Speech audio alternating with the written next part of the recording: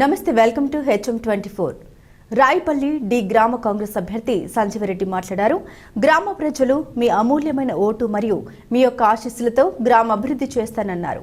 అణిచివేత ఎంతధికమైతే ఉవ్వెత్తున లేవద ఉద్యమం, హేళనతో మొదలైన పోరు నడుపుతుంది మహోద్యమం.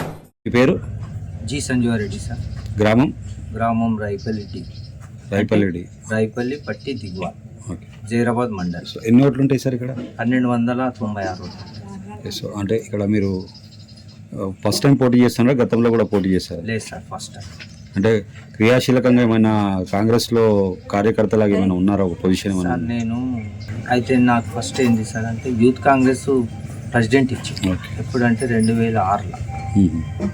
అది అయినాక సంగారెడ్డి డిస్టిక్లో యూత్ కాంగ్రెస్ కార్యదర్శి ఇచ్చారు. ఇక అప్పటి నుంచి నేను వార్డ్ మెంబర్ కూడా అప్పటి క్రియాశీలం. ఫస్ట్ టైం సర్పంచ్ పోటీ చేస్తాను. ఒకసారి మధ్యలో వచ్చిండే మా అన్నుండే, అప్పుడు వేరే వాళ్ళకి అవకాశం ఇచ్చింది. ఓకే, మీరు ఒకవేళ గెలిస్తే ఎలాంటి అభివృద్ధి కార్యక్రమాలు చేస్తారు? మేము రూలింగ్ పార్టీ ఉంది సార్, మా గ్రామానికి ఏమి కావాలన్నా ఏమి. ఇప్పుడు ఇంతకుముందు వేరే సర్పంచ్ ఉండే, ఆ సర్పంచ్ ఉన్నప్పుడు కూడా 9.5 అర్థమైంది. 9 ఏళ్ళ 6 నెలలు అయింది, ఏమీ చేయలేడు. 4 బోర్డు కూడా వేయలేడు. కాంగ్రెస్ పార్టీ ఇంతకుముందు 20 సంవత్సరాలు ఉండే, అప్పుడు చేసిన అభివృద్ధి ఇప్పుడు కూడా మా కాంగ్రెస్ పార్టీ ప్రభుత్వం ఉన్నది. నేను గెలిస్తే అభివృద్ధి చేయడానికి అవకాశం ఉంటుంది. మాకు రేవంత్ రెడ్డి సహకారంతో మంచిగా పనిచేయగలుగుతాం.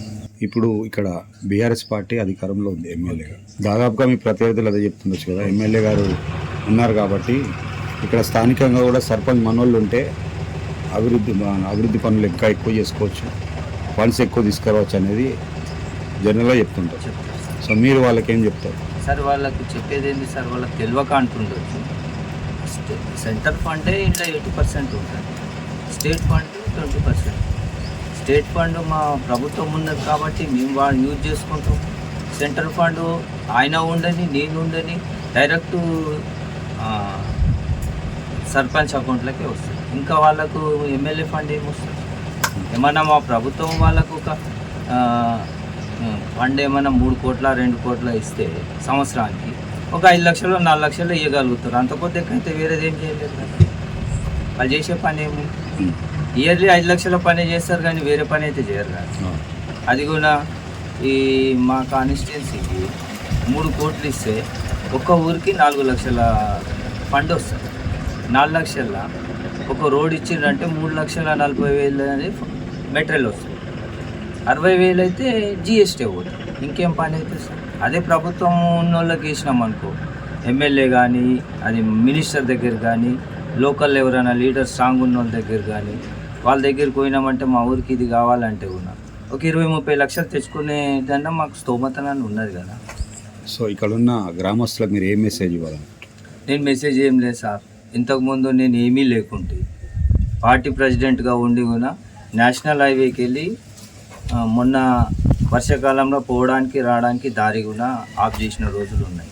కలెక్టర్ దాకా వెళ్ళినప్పుడు ఒక 2 కిలోమీటర్ల 4 ఫర్లాంగులు డాంబర్ రోడ్ ఒకటి శాంక్షన్, మళ్ళా 4 పిల్లర్లది బ్రిడ్జ్, 3 కల్వర్ట్లు సార్. ప్రభుత్వం రాందడివే 2 బోర్డు కాంగ్రెస్ ప్రభుత్వం 10 లక్షల రూపాయలు ఒకటి సీసీ రోడ్ ఇచ్చింది, ఒకటి 4 లక్షలది ఉన్నది. ఎలక్షన్ కోడ్ ఉన్నది కాబట్టి హెచ్డిఎఫ్సిలా అది వేయలేము, అది ఒకటి అవుతుంది. మళ్ళీ నెక్స్ట్ నేను గెలిచిన అనుకో మాతో మేజర్గా 30 లక్షలు అయితే రోడ్లు మొత్తం ఫిల్అప్ అవుతుంది. ఇంకేమన్నా ఉన్న డ్రైనేజ్ ఒక ప్రాబ్లం, ఒక 50 లక్షల ఫండ్ తీసుకొచ్చి మా గ్రామానికి అభివృద్ధి చేస్తే నాది కూడా పేరు ఉంటుందని నా ఒక ఆలోచన. అంటే మేమనేది ప్రధానమైన సమస్యలు ఏమున్నాయి, మీరు మీ మేనిఫెస్టో మీరు సొంతంగా ఏం చేయాలనుకుంటారు? గెలవడం అందరూ రోడ్, ఎలక్ట్రిసిటీ, డ్రైనేజ్ అనేది అన్ని ఊర్లలో ఉన్నది. మరి మీరు ప్రత్యేకంగా ఏం చేస్తారు? నేను ప్రత్యేకంగా ఏం చేస్తాను సార్, నా వంతు నాకు గెలిపించిన వాళ్ళకు నేను మంచి చేసేదే నా బాధ్యత. నా అనేటోళ్ళకు నేను మంచి చేయాలి. పేదోళ్ళు ఉన్నారు మా ఊళ్ళో 50% ఎస్సీలు ఉన్నారు సార్, వాళ్ళకి నేను మేలు చేయాలనే నేను ఈ అవకాశం తీసుకున్నా. నాకు గెలిపిస్తే నేను బరాబరు వాళ్ళ ఎల్లవేళ అవకాశంగా పనిచేస్తాను. సంజయ్ రెడ్డి గారు, సార్ మీరు చెప్తున్నారు కదా ఇప్పుడు మేము అభివృద్ధి కార్యక్రమాలు చేస్తామని. నేను మిమ్మల్ని అడుగుతున్నాను, ఇక్కడ ఉన్న గ్రామస్తులు మీకే ఎందుకు ఓటేయాలి?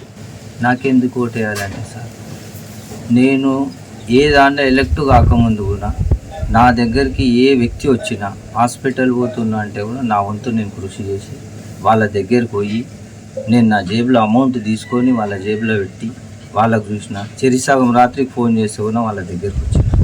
ఇప్పుడు కూడా నాకు ప్రభుత్వం రాకముందు ఎలాంటి అవకాశాలను వాళ్ళకి చేసిన పనులు చేసినాను, ఇప్పుడు అంత కొద్ది ఎక్కువ చేస్తాను. నా మీద ఊరు బరువు పెట్టినప్పుడు నేను వాళ్ళకి ఎల్లవేళ్ళ చూసుకోవాలి కదా. నా ప్రతిపక్షోడు రాని, మంచోడు రాని, చెడ్డోడు రాని అందరికీ నేను అందుబాటులో.